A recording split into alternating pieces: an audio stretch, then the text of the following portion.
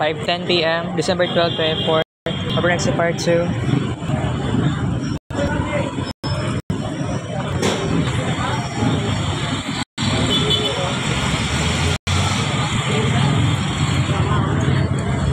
After the series mabini vlog.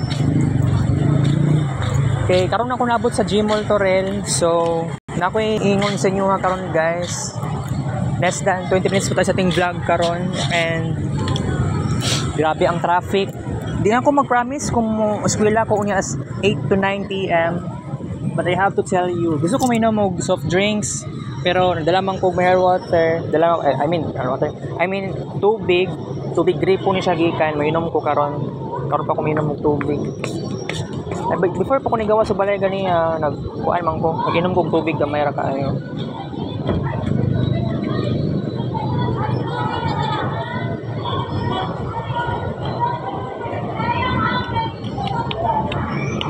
So pag uli ko balay unya, doon na ako nag-inom. So di na ako mo inom og soft drinks kasi maot na tag oras. So just like what I've said, less than 20 minutes po tayo sa ating vlog.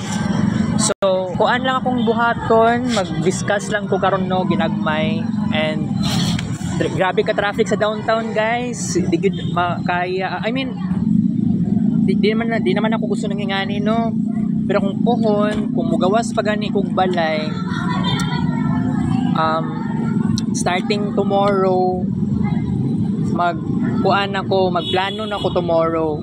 So possibly kumuanhi man ko og Gmall Torrel, bihira na ako dapat muanhi dire. So grabe ang adjustments na ko ani. Sugod ugma mag-discuss ako about sa ngani kung mulaag ko na may mga parks, dagan mag-park sa downtown. Magsaysay Park, Osmeña Park, Rizal Park, People's Park. Gusto na ako muadto og SM Lanang, di ba? Kaya lang ang problema manggod nato, traffic ta kaayo na dito So maski traffic kaayo ang downtown, kung muadto man lang siguro ko og kaning muadto ta og Atbang San Pedro Cathedral, kaya man nato baktason. Pero dili makaya musakay na lang tag jeep o di maglihok ang mga sakyanan. So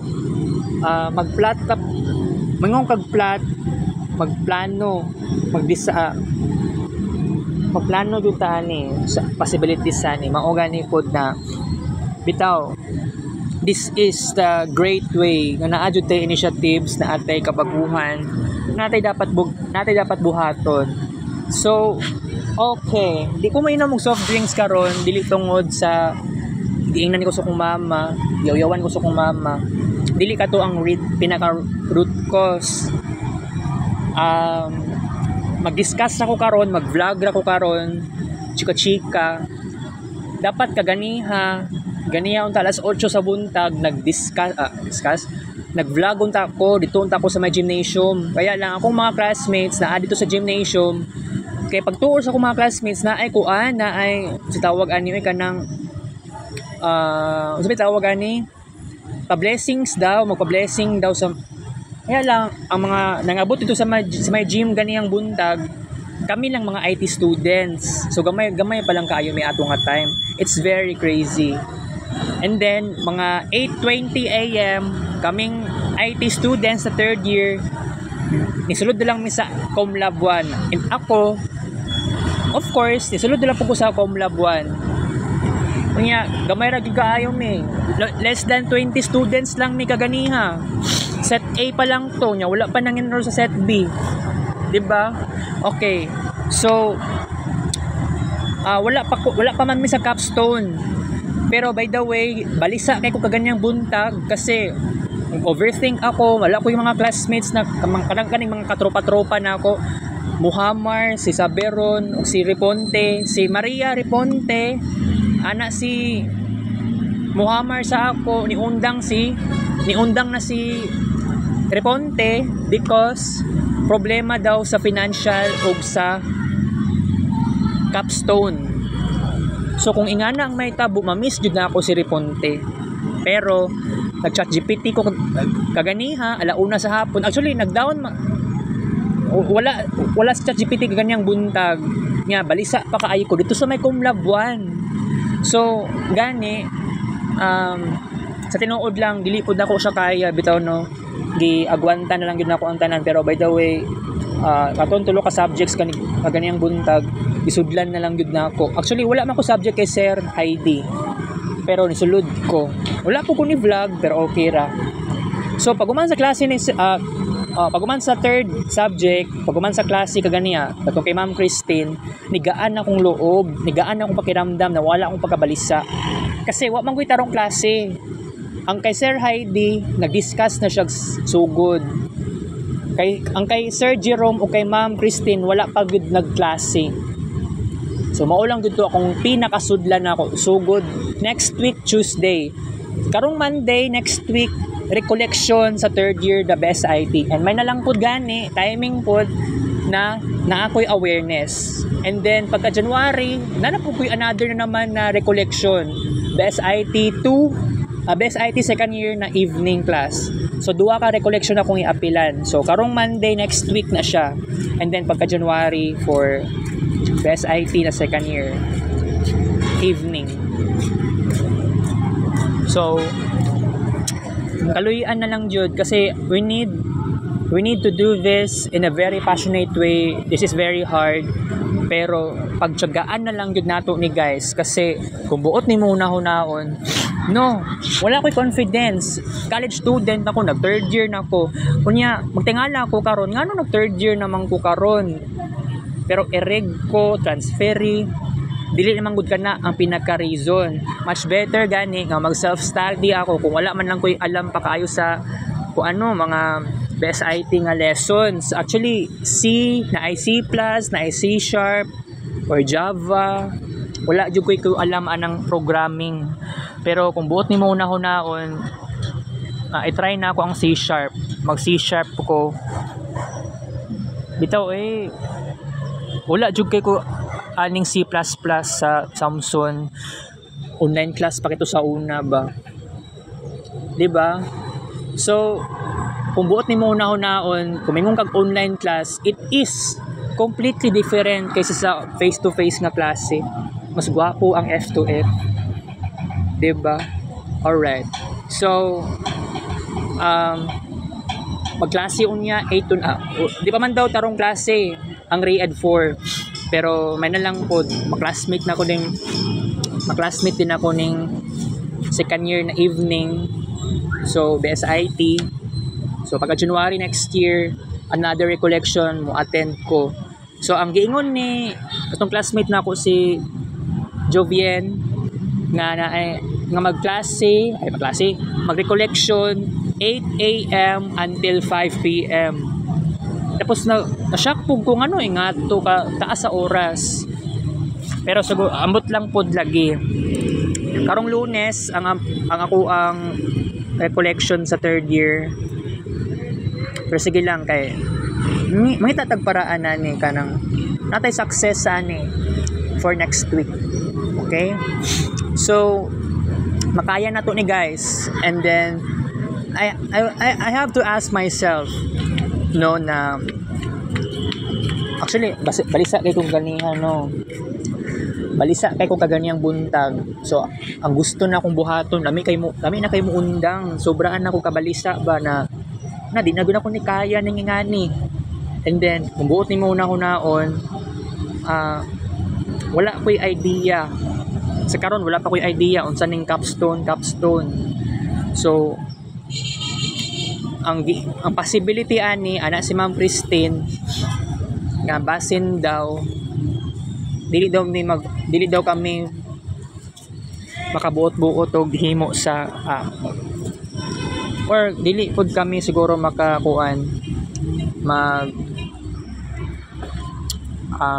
dili kami magpili sa mga members sa kagrupo. Lisod kaayo siya. So wala ko'y choice, pero sige lang kanang pagtyagaan na lang gyud nato ni kay kung buot nimo hunaon naka third year na ako. I have to ask myself naabay mawala sa ako kung muundang ko or naaba ko'y kuan sabi tawag ani or wala ba'y mawala kung padayono na lang na akong pag-eskwela. So mo na yung pinaka best question, pinaka greatest question, no, kung buot ni mo unahon. So gani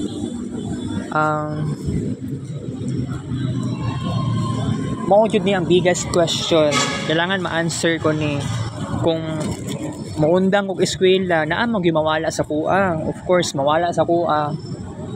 Unsa bay ma-experience na ako sa capstone 1 ug sa capstone 2 and then sa practicum, diba? And then kung padayon na ako pag-eskwela na ako, kabalo ko nga very hard kaayo ang capstone 1 ug capstone 2. Pero kung buot ni mo unahon, this is a journey. Dapat tuloy-tuloy, dapat continuous ang journey. And then niadto ko kay Ma'am Cherry kagahapon sa Udto. And then kuan pug ko sa iyahan na actually na-amaze siya sa ako ang transformation. Namayat na daw ko from ako sa giingnan kagahapon from 74 kilos na imog 66 kilos. Pero ang goal na ako before mag-end ang ngani nga year, gusto ko magka-reach og 63 kilos. Dapat 60 kilos dapat bago magtapos ang taon. So, sige lang, wala man tay choice pero dili man dapat nato i-force ang ato ang lawas. Much better bitaw nga mapahuway, dili palabion ang walking. Alright. So dagan patag dapat buhaton, dagan patag dapat i-fulfill, no, kanang kuan sa mga ideas sa pre-capstone na ay mga defense and bitaw makuan pud taon ko kaning makulbaan pud ta aning capstone niya magkuan og members, di na ako maging kagrupo si Muhammad possibly. Isud kini ngani niya dili po ko ka-relate sa akong mga classmates po. Pero kung buot nimo now I try my best, mo try kog something new. Dula ko. Nagdula gani ko kagani sa laptop, sa internet dito sa Comlab 1. Katong time nga schedule. Gigamit na ko ang schedule sa time ni Sir Jerome kay si Sir Jerome igura man siya nagchika-chika unya pagkatapos gamay raman pud ka ito nga oras si Sir Jerome sa Comlab 1 mga wala pa 9:30 AM nihawa na si Sir Jerome tapos natingala pud gani si Sir Jerome ngano daw na ako dito sa Comlab 2 kagahapon sa orasa to 6 to 7 PM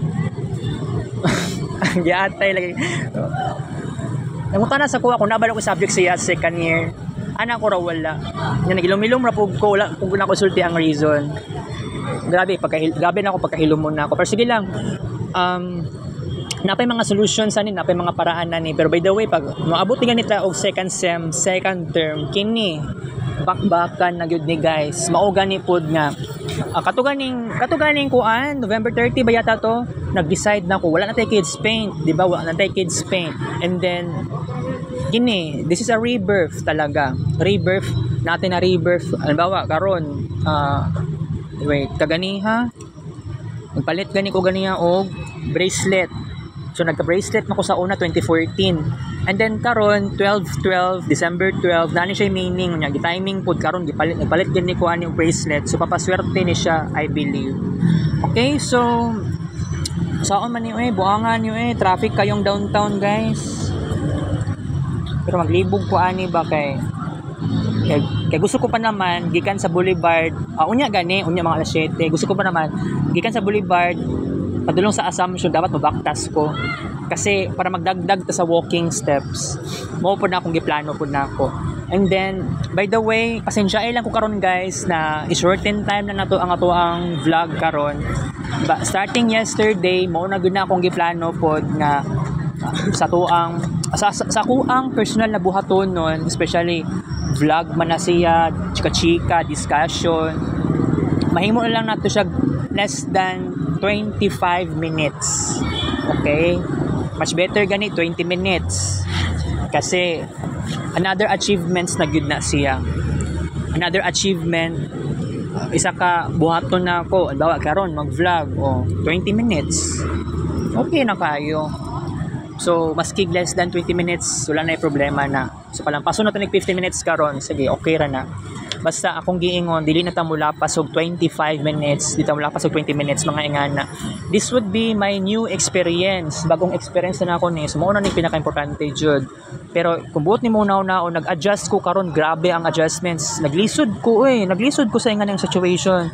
And then, sugod ugma, hinahinayon ako ni kuan ako sarili ka ng kung gusto ko moadto og park, di na gyud siya pwede moadto og kuan, di na ko pwede moadto og lagyo na kay nga lugar kay traffic na gitawon ng downtown. Pero kung tomorrow kung moadto man lang siguro ko ugma sa shrine, sige moadto ko og shrine, pero that would be the last day na ako mag-adto og shrine ugma, kung sakali lang makaadto ko ugma og shrine. So otherwise pagka Sabado pwede ko magsaysay park, pwede ko sa kuan at bang sa may San Pedro. Kaya lang problema manggod sa Osmeña Park, manirado silang 5 PM. Oo. So pasensyahin lang ko karon guys, kaya ginagmay na to ang gamay na tong oras jud. Dili na jud ta dapat maabot sa ka oras. And then kung sakaling man lang nga naatay ma-create na arts, di ba no, kung buti mo naon sa cigarette kagahapon, gi-resurrect na nato siya na atay bagong ko'y bagong twist, na ko'y bagong kabuang, kumbaga renaissance, rebirth, revival. Last time sa late dark era nagpalit ko og cigarette candy, and then kagahapon starting yesterday sa to ang early modernistic renaissance, napalit taon ko og 5 kabuok kuan boxes of cigarette candy. Okay, so di na ako pwede magdugay karon guys kasi nalayo grabe ka track sa kuan I have to say goodbye muna tayo. Pasensyahin lang ko karon, okay lang yan. Kita kits Rex Vlog, keep up show 5 to 8 PM. Love you guys.